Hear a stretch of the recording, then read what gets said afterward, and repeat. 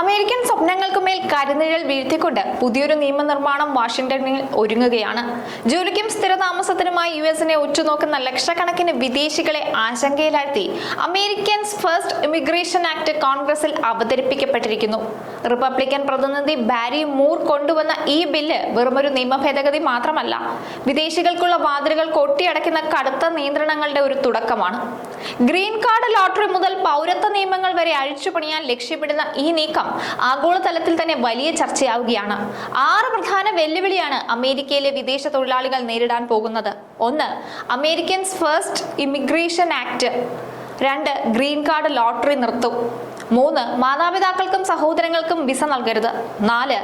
Merit അധിഷ്ഠിത point system. 5. ഭാഷയ്ക്ക് മുൻഗണന നൽകണം. 6. ശമ്പളം. യുഎസിലെ വിദേശ തൊഴിലാളികളുടെയും കുടിയേറ്റക്കാരുടെയും ഭാവി ഇനി എങ്ങോട്ട് എന്ന ചോദ്യമാണ് ഇപ്പോൾ ഉയരുന്നത്. ഈ ബില്ലിലെ നിർണായക വ്യവസ്ഥകൾ നമുക്ക് നോക്കാം. യുഎസ് കുടിയേറ്റ നിയമങ്ങൾ ശക്തമാക്കുന്നതിന്റെ ഭാഗമായി ദിവസവും പുതിയ നടപടികളും ബില്ലുകളും ഒക്കെയാണ് അവതരിപ്പിക്കപ്പെടുന്നത്. യുഎസ് പൗരന്മാർക്ക് മുൻഗണന നൽകുന്നതിന് വിദേശികളെ കുറയ്ക്കുന്നതിന്റെ ഭാഗമായി അമേരിക്കൻസ് ഫസ്റ്റ് ഇമിഗ്രേഷൻ ആക്ട് എന്ന പേരിൽ പുതിയൊരു ബില്ല് ബാരി മൂർ യുഎസ് കോൺഗ്രസിൽ അവതരിപ്പിച്ചു.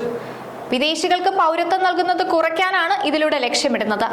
അമേരിക്കൻസ് ഫസ്റ്റ് ഇമിഗ്രേഷൻ ആക്ട് വഴി നടപ്പിലാക്കാൻ പോകുന്ന വലിയ മാറ്റങ്ങൾ തന്നെയാണ്. ഈ ബില്ല് വിദേശികൾക്ക് വലിയ വെല്ലുവിളിയാണ് ഉയർത്തുന്നത്. യുഎസ് പൗരന്മാരുടെ താല്പര്യങ്ങൾ സംരക്ഷിക്കുന്നതിനും വിദേശ തൊഴിലാളികൾക്ക് മേൽ നിയന്ത്രണം കൊണ്ടുവരുന്നതും ഒക്കെ ലക്ഷ്യമിട്ടിട്ടാണ് ഈ ബില്ല് അവതരിപ്പിക്കപ്പെട്ടിരിക്കുന്നത്. എന്തായാലും അമേരിക്കയിൽ പോകുക എന്നുള്ളത് പഴയതുപോലെ അത്ര എളുപ്പമുള്ള കാര്യമല്ല. നിരവധി കുടിയേറ്റ നിയമങ്ങളാണ് അമേരിക്കയിൽ അനുദിനം കൊണ്ടുവന്നുകൊണ്ടിരിക്കുന്നത്. ഇനി രണ്ടാമത്തതിലേക്ക് വന്നാൽ ഗ്രീൻ കാർഡ് ലോട്ടറി നിർത്തലാക്കും എന്നതാണ്. യുഎസിലെ ഡൈവേഴ്സിറ്റി വിസ പ്രോഗ്രാം വഴി 50,000 പേർക്ക് ഗ്രീൻ കാർഡ് നൽകുന്ന ലോട്ടറി സംവിധാനം പൂർണ്ണമായും നിർത്തലാക്കും. നിലവിൽ പ്രസിഡന്റ് ട്രംപ് ഈ പ്രോഗ്രാം താൽക്കാലികമായി നിർത്തിവച്ചിരിക്കുകയാണ്. ബില്ല് നിയമമായാൽ ഇത് പൂർണ്ണമായും നിർത്തലാക്കും. ഇനി മൂന്നാമത്തതിലേക്ക് വന്നാൽ മാതാപിതാക്കൾക്കും സഹോദരങ്ങൾക്കും വിസ നൽകരുത് എന്നതാണ്. യുഎസിലേക്ക് വരുന്ന വിദേശ പൗരന്മാരുടെ പങ്കാളികൾക്കും മൈനറായ മക്കൾക്കും മാത്രമേ വിസ സ്പോൺസർഷിപ്പ് അനുവദിക്കാവൂ എന്നാണ് ബില്ല് പറയുന്നത്. മാതാപിതാക്കൾ, സഹോദരങ്ങൾ എന്നിവർക്ക് ഗ്രീൻ കാർഡ് നൽകരുത്. പുതിയ ബില്ലിലെ ഏറ്റവും പ്രധാനപ്പെട്ട മറ്റൊരു നിർദ്ദേശം ഫാമിലി സ്പോൺസർഷിപ്പ് വിസകളിൽ കൊണ്ടുവരുന്ന നിയന്ത്രണം തന്നെയാണ്. നിലവിൽ അമേരിക്കൻ പൗരത്വമുള്ളവർക്ക് തങ്ങളുടെ അടുത്ത ബന്ധുക്കളെ ഗ്രീൻ കാർഡിനായി സ്പോൺസർ ചെയ്യാൻ സാധിക്കും. എന്നാൽ പുതിയ നിയമം വരുന്നതോടെ ഇത് പരിമിതപ്പെടും. മാതാപിതാക്കളെയും സഹോദരങ്ങളെയും അമേരിക്കയിലേക്ക് കൊണ്ടുവരുന്നത് ഇനി കൂടുതൽ ദുഷ്കരമാകുമെന്ന് ചുരുക്കം. അമേരിക്കയിലുള്ള ഇന്ത്യൻ പ്രവാസികൾ ഉൾപ്പെടെയുള്ളവർക്ക് വലിയൊരു വൈകാരികവും സാമൂഹികവുമായ തിരിച്ചടിയാകും ഇത്. ഇനി നാലാമത്തേത് മെറിറ്റ് അധിഷ്ഠിത പോയിന്റ് സിസ്റ്റത്തെ കുറിച്ചാണ്. അപേക്ഷകന്റെ പ്രായം, വിദ്യാഭ്യാസ യോഗ്യത, ഇംഗ്ലീഷ് ഭാഷ കൈകാര്യം ചെയ്യാനുള്ള കഴിവ്, ശമ്പളം എന്നിവയുടെ അടിസ്ഥാനത്തിലായിരിക്കും പോയിന്റുകൾ നൽകുന്നത്. അല്ലാത്തവരുടെ പോയിന്റ് നിഷേധിക്കണം. ഇനി അഞ്ചാമത്തേത് ഭാഷയ്ക്ക് മുൻഗണന നൽകണം.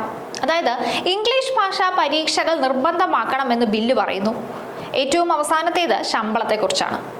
ശരാശരി ശമ്പളത്തേക്കാൾ കുറഞ്ഞത് 200% കൂടുതൽ ശമ്പളം വാങ്ങുന്നവർക്ക് മാത്രമേ വിസ അനുവദിക്കാവൂ എന്നാണ് ബില്ല് വെക്കുന്ന മറ്റൊരു നിർദ്ദേശം.